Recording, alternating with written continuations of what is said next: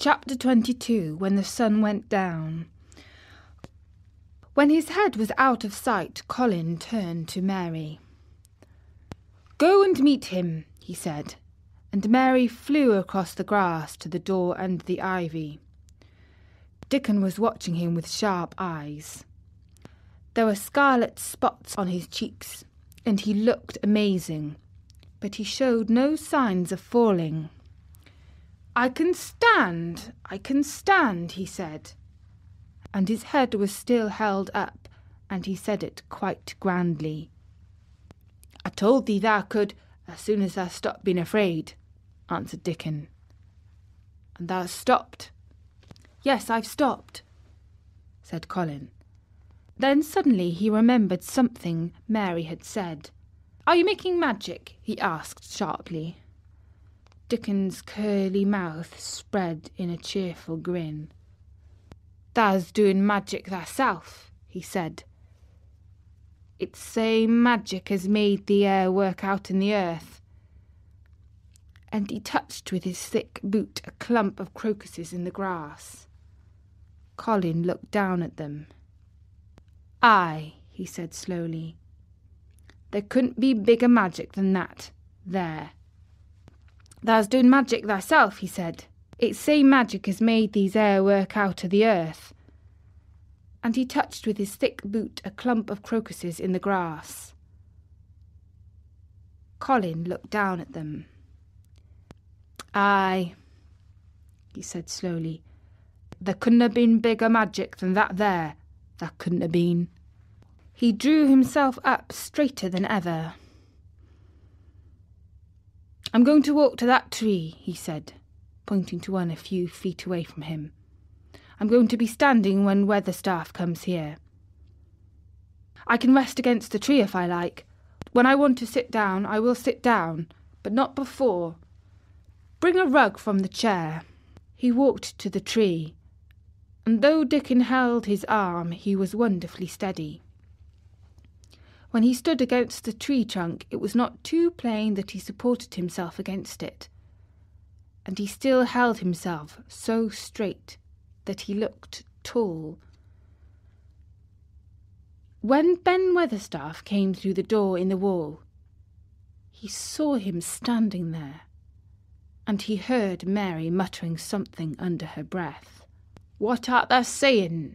he asked, rather testily, because he did not want his attention distracted from the long, thin, straight-boy figure and proud face. But she did not tell him. What she was saying was this: "You can do it. I told you you could. You can do it. You can do it. You can." She was saying it to Colin because she wanted to make magic and keep him on his feet looking like that. She could not bear that he should give in before Ben Weatherstaff. He did not give in. She was uplifted by a sudden feeling that he looked quite beautiful in spite of his thinness. He fixed his eyes on Ben Weatherstaff in his funny, imperious way. "Look at me," he commanded. "Look at me all over. Am I a hunchback? Have I got crooked legs?" Ben Weatherstaff had not quite got over his emotion, but he had recovered a little and answered almost in his unusual way. "Not that," he said. "Now to the sort. What's thou been doing with thyself, hiding out of sight and letting folk think thou was a cripple and half-witted?" "Half-witted?" said Colin angrily. "Who thought that?" "Lots of fools," said Ben. "The world's full of jackasses braying, and they never brayin' nowt but lies. What did thou shut thyself up for?" "Everyone thought I was going to die," said Colin shortly. "I'm not." And he said it with such decision Ben Weatherstaff looked him over, up and down, down and up. There was a queer mixture of crabbed tenderness and shrewd understanding in his manner.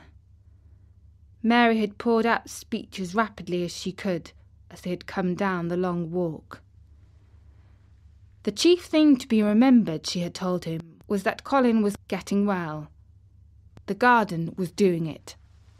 No one must let him remember about having humps and dying. The Rajah condescended to seat himself on a rug under the tree. "What do you do in the gardens, Weatherstaff?" he inquired. "Anything I'm told to do," answered old Ben.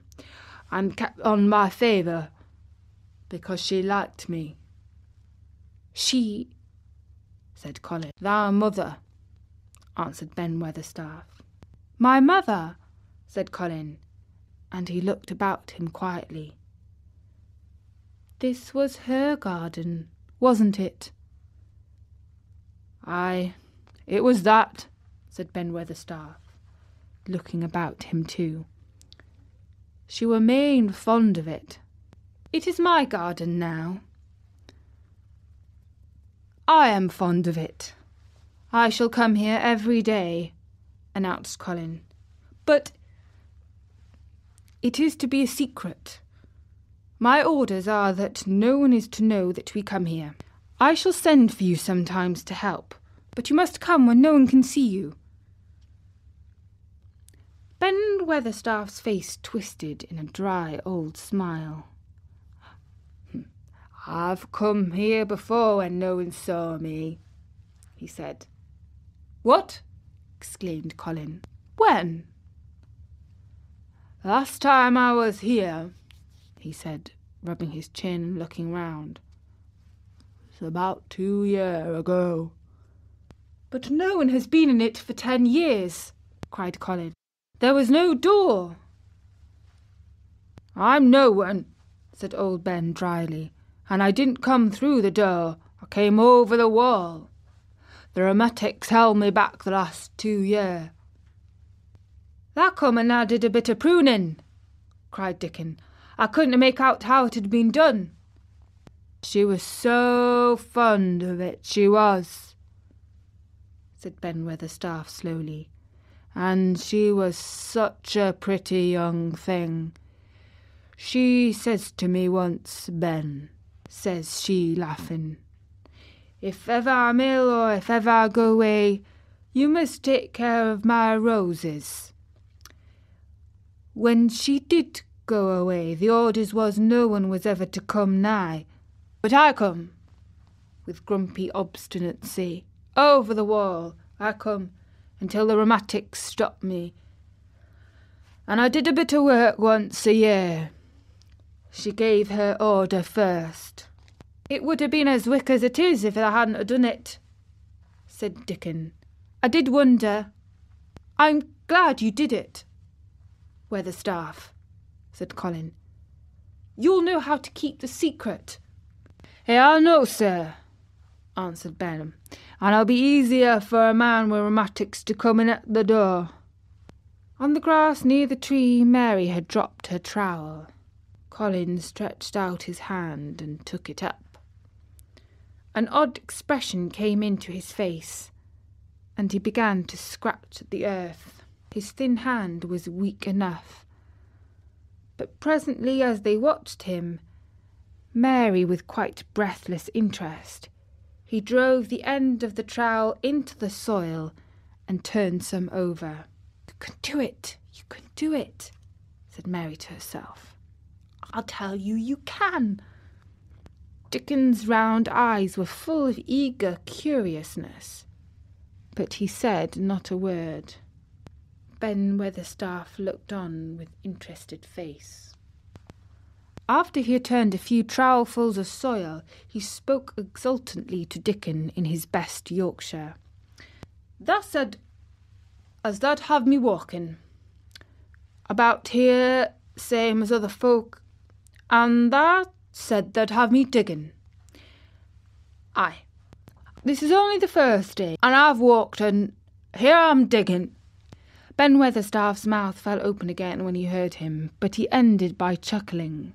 "Hey, that sounds as if thou got wits enough.